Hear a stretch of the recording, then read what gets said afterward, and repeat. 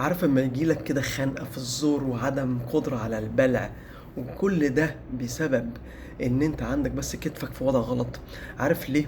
الناس اللي عندها وجع في رقبتها ووجع في كتفها وكمان صعوبة في البلع وعنده خنقة كده كأن في لقمة محشورة هنا، ماشي.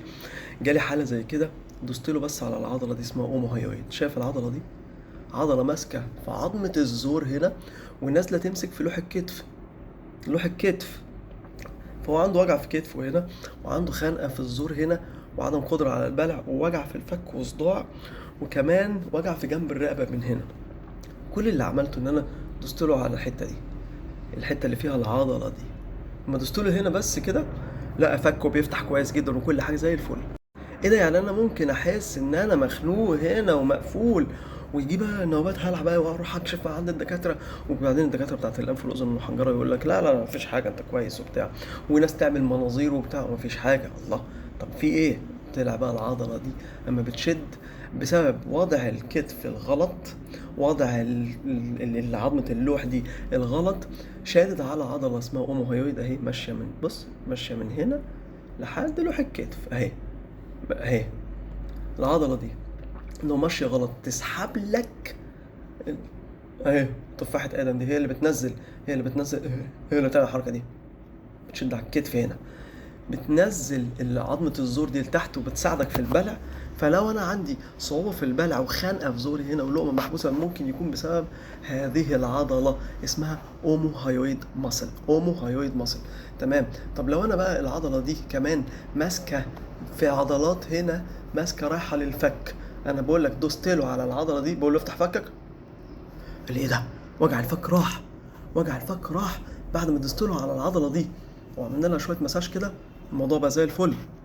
يعني وضع العظمة دي بسبب الأوموهايويد دي شايف العضلة اللي هي ماشية من هنا رايحة للوح الكتف اهي، راح للترابيس، ترابيسي هنا ممكن تأثر عليها.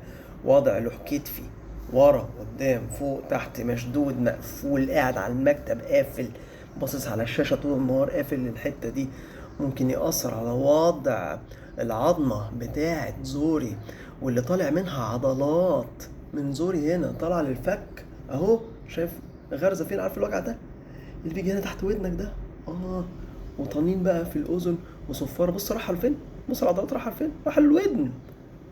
عضله هي اسمها ستايلوهايويد رايحه للستايلويد بون هنا ورا ودني، ورا ودني، ورايحه هنا تحت ودني هنا، ورايحه الفك من هنا، او عندي اوجاع هنا، اوجاع هنا، اوجاع هنا، اوجاع هنا. كل ده ممكن يكون بسبب عضله اسمها اوموهايويد اللي ماشيه دي وحطالي وضع كتفي، وضع كتفي غلط لتحت كده او فوق كده عشان مشدود كده، ووضعه وحط وضع العظمه دي بتاعت البلع دي حطها غلط.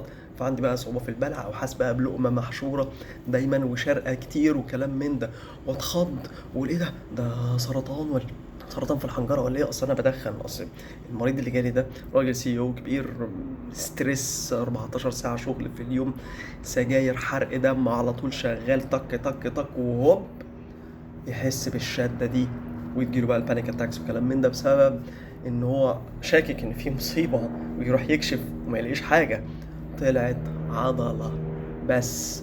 دوسنا عليها كده وعملنا لها شويه تمارين ومساج، الراجل بقى فله وفي جلسه سبحان الله. طيب يبقى انا هنا العضله دي بتاعت الاوموهايويد، المايلو هايويد اهي قدام، ستايلو هايويد اهي ماشيه ورا للودن، والبوستيريور دايجاستريك وانتيريور دايجاستريك، العضله الخضراء دي طالعه قدام وورا يا باشا، قدام هنا وورا هنا، كل ده طالع من عظمه الزور هنا. خلاص. وتقعد بقى تحل بقى وتفك وتطقطق رقبتك وتصلح ومش عارف ايه وبتاع، والموضوع كله قدام. انا بقى هديك شويه تمارين تظبطك. الفيديو اللي جاي، الحته اللي جايه اتفرج. فانا واحد قاعد طول النهار عامل كده على اللابتوب وعامل كده على الكمبيوتر وعلى الموبايل وقافل العضله الجميله دي اللي هي اسمها الاوموهايويد، وراح شادين على فكي من تحت لان سحبت الهايويد بون اللي هي عظمه الزور. طب انا بقى هحل الكلام ده ازاي؟ تعالى بقى يا سيدي.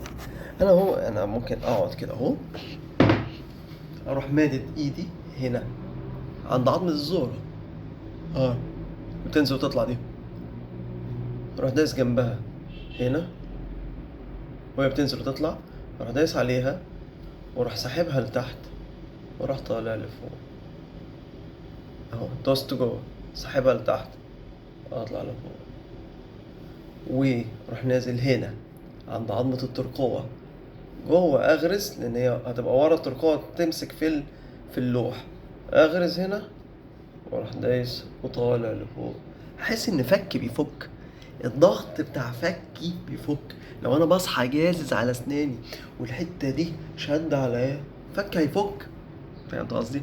فانا بعمل كده اهو واثبت الله 5 مرات كده، 5 ثواني اقصد كده، 5 ثواني كده، 5 ثواني، وبعدين اروح دايس على الحتتين دول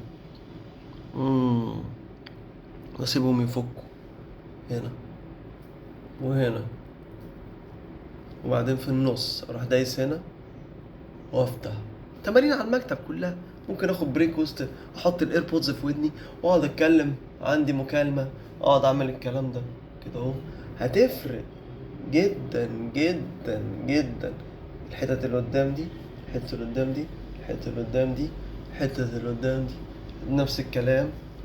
طول النهار تقعد تلعب في الكلام ده هيفيدك كتير. ماشي؟ طب ايه دليلك؟ دليلي اهو، ادي الابحاث اللي بتقول لك يا عم اهو، ultrasound measurement of omohyoid muscle during muscle shoulder contraction. يبقى لازم نصلح حركة الكتف. ها بص بقى عندك بقى سودو ديسفيجيا، يعني احساس خاطئ بعدم البلع وعدم قدرتي على البلع عشان الاوموهايويد ماسل سيندروم. عندي مشكله في الاوموهايويد اهي، ابحاث بتتعمل على الكلام ده، ان بس عضله واصله من زوري واصله لكتفي وحركه كتفي اللي غلط بتسبب لي صعوبة في البلع وبعد كده احس ان انا عندي مشكله وعندي بقى نوبات هلع واطلع بقى اجري بقى، يا لهوي ده انا بموت، انا بتخنق وانا بتاع. وهو كل القصه ان انا كتفي محطوط غلط كده على المكتب وقاعد غلط وراسي متقدمه وستريس وشغل وبتاع، فيحصل الكلام ده.